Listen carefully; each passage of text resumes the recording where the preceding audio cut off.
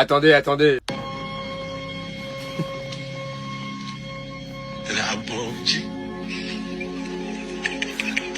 J'en peux plus. En fait, l'UEFA, pourquoi vous êtes mauvais comme ça? Ils ont été traumatisés par Benfica là, mercredi. Et vous, il y a les tirages au sort des barrages, vous leur donnez encore Benfica. Premièrement, ça c'est archi méchant et deuxièmement, c'est rempli de vices. Moi, je le dis cash, c'est rempli de vices, surtout quand tu sais que le dernier but, c'était le gardien qui l'a inscrit. Mais bref, en tout cas, c'est carré. Benfica Real Madrid en barrage de LDC. On va se régaler, ça va être le divertissement. Mis à part ça, on a eu également d'autres affiches. Monaco contre le PSG, une rencontre 100% française comme l'année dernière. Parce que je rappelle que l'année dernière en barrage, le PSG avait affronté Brest. Karabakh contre Newcastle, en sachant que pour nous les Barcelonais, on va affronter le vainqueur de Monaco PSG ou le vainqueur de Karabakh Newcastle. Galatasaray Juventus, Club Brugge Atlético Madrid, Benfica Real Madrid, mais ça je l'ai déjà dit. Ah les Madrilènes.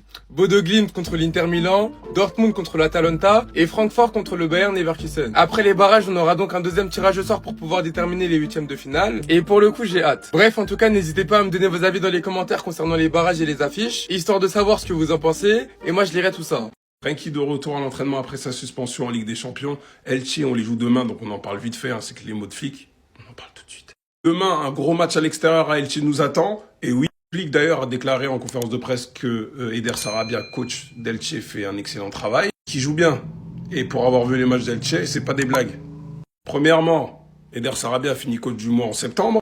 On se rappelle tous du match contre le Real Madrid qui doivent gagner. Pourquoi ils doivent gagner? Parce qu'en vrai, il y a 2-2. Parce qu'il y a eu des buts litigieux. Excusez-moi. Tu fais saigner le nez de, comment il s'appelle, de Peña. Et la main de Bellingham sur le but de Huysen, si je me trompe pas de mémoire. Même nous concernant, ce score-là est flatteur parce qu'on était plus proche du 2-2 que du 3-1. Ah oui! C'est quelque chose que l'ancien assistant du Barça a souligné en conférence de presse, du coup, à Elche hier. Barcelone peut être mis en difficulté lors des transitions. Nous avons beaucoup appris du match aller et cette expérience nous sera utile. Je me rappelle très bien de mon débrief. Le côté gauche, même si Rashford marque, même si Balde a été décisif, on a été vulnérable sur leur côté. C'était une dinguerie. Une dinguerie. Voilà, mais bon, on récupère Cancelo déjà, ce qui est bien pour l'effectif, vu que là, on l'avait pas en Ligue des Champions, et De Jong également. Et Pedri, du coup, est à la moitié de sa convalescence, et Gavi et Christensen, puisqu'ils donnent des nouvelles également, s'entraînent de plus en plus. Sinon, concernant le Camp Nou, il va passer à 60 000 places à partir du 22 février, contre Levante. Le FC Barcelone a 11% de chance d'après les bookmakers de remporter la Ligue des Champions. Il y a seulement deux équipes devant le Barça. Il y a le Bayern 16% et Arsenal 19%. Donc voilà, le Barça, les gars, sera un grand favori, bien sûr, au titre final.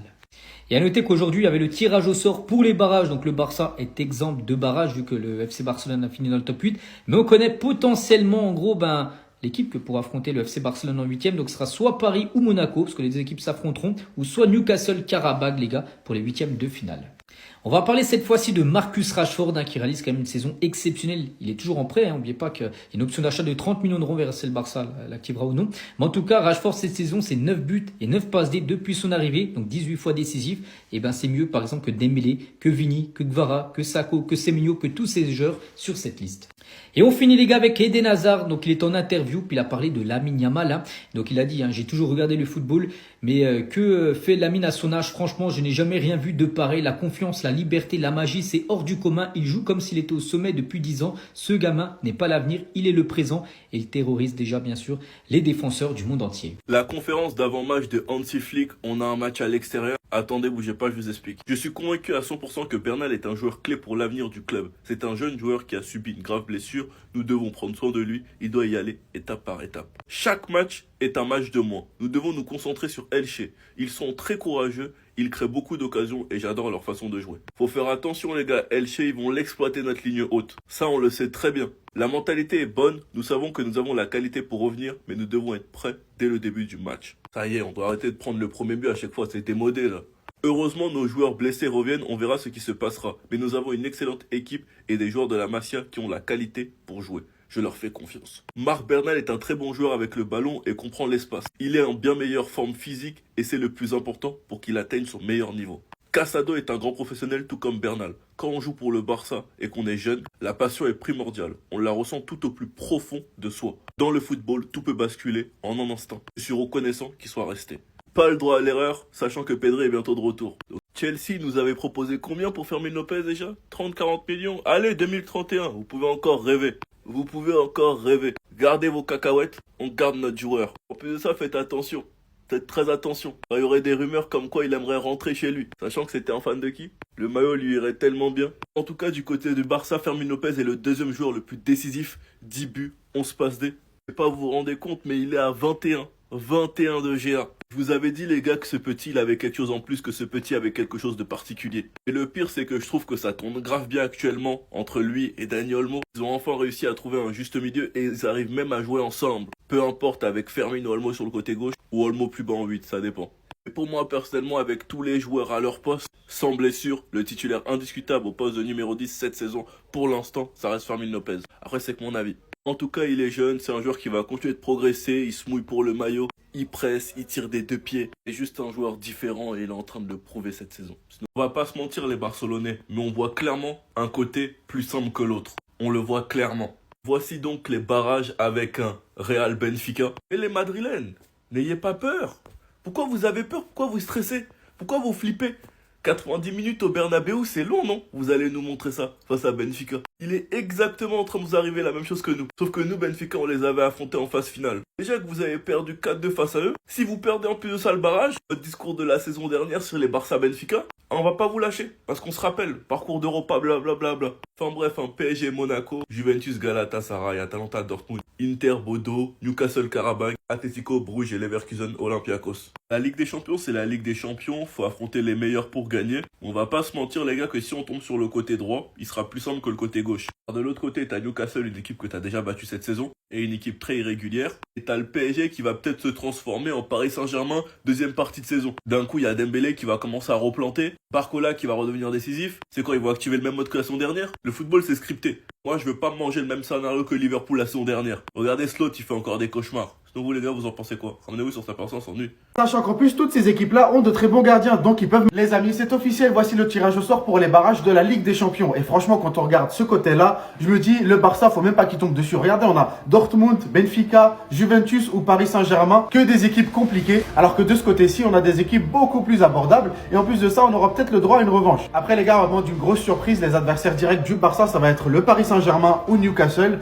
que des équipes qu'on a eues en saison régulière. Après, les gars, le Barça, on n'est pas si mal placé que ça. Ah bon, on va pas mettre la charrue avant les bœufs, mais bon, Chelsea, on va pas les croiser. Ils seront forcément de l'autre côté, mais quand on regarde les grosses équipes, elles sont toutes en bas du tableau, donc on va pas les croiser avant les demi-finales, ce qui est une très bonne chose. Bien évidemment, il faut prendre les matchs un par un, étape par étape, mais on va pas se mentir, on est bien mieux lotis que le Real Madrid par exemple, parce que là, il tombe sur sa bête noire, le Benfica, et même s'ils passent face à Benfica, ils auront soit Sporting, soit City. Et même si par miracle, ils arrivent à passer ces tours-là, ils vont tomber soit contre Arsenal, soit contre le Bayern. Sachant qu'en plus, toutes ces équipes-là ont de très bons gardiens, donc ils peuvent marquer. En tout cas, moi, je vous mens pas, je suis hypé de ouf par le programme. Dites-moi vous ce que vous en pensez, quelle équipe vous souhaitez affronter, est-ce que vous voulez Paris Saint-Germain, Newcastle, est-ce que vous voulez le côté droit ou le côté gauche? Je viens de tout comprendre.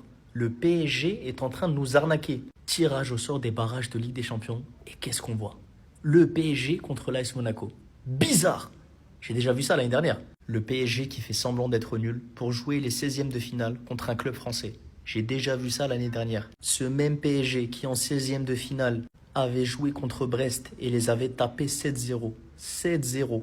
Les Parisiens, vous allez pas me la faire à moi. Tout est calculé, tout est manigancé. Derrière moi, vous avez tous les matchs de barrage. Mais moi, il y a un truc qui me préoccupe. C'est que le PSG va sûrement passer. Et j'ai pas envie qu'il tombe contre mon club. Je n'ai pas envie qu'il tombe contre le FC Barcelone. Et moi, vous me connaissez les gars, je suis objectif. Et en tant que Barcelonais objectif, je pense que c'est plus intéressant pour le Barça de ne pas tomber sur le PSG en 8e de finale. Parce que c'est simple les gars, notre défense, elle est bancale. Elle est bancale. Je continue de penser que cette équipe parisienne, c'est un poison et qu'il ne faut pas tomber contre elle. Du moins en 8e de finale. Même si sur leur dernière confrontation, ils n'arrivent pas à marquer de but, ça n'enlève rien au contenu de leur match. Oh, une signature. Wesh, 2 signatures carrément. Mais même pas en fait, 3 signatures les gars. On va se dire quoi? Il est trop chaud Déco. Il est trop fort, c'est un directeur sportif de malade. Mais au final, les 3 c'est pour l'équipe B. Ça veut dire, venons, on lui trouve un poste de directeur sportif de l'équipe B. Pendant que nous, on joue avec Gérard Martin derrière, hein. On est bien là, on n'a pas besoin de signature. Et vous allez me dire quoi? Ouais, mais on n'a pas le tal. Et alors? Il y a des joueurs libres là. Genre Dayo Upamecano, qui est libre en juin 2026. Pourquoi t'as pas du moins essayé de faire un prêt jusqu'en juin 2026 et après l'avoir libre? Ça aurait été possible, les gars. Mais pourquoi le Barça s'est même pas intéressé? Parce qu'ils préfèrent aller prendre des jeunes pour que le Barça B, ils éclatent tout, en fait. Mais la première, ils s'en battent les reins. Et c'est quand qu'on va faire une saison de merde? Parce que moi, je vous le dis, les gars, la saison, croyez pas qu'on va faire des trucs de fou, parce que clairement, défensivement, c'est pas possible. Bah là, ils vont se poser des questions. Mais c'est maintenant qu'il faut se les poser, les questions. Donc, continuez de prendre sa défense. C'est bien. C'est un directeur sportif de dingue. Il va nous emmener loin. Il va faire que des battes de signature. Vous inquiétez pas. C'est bien, les gars.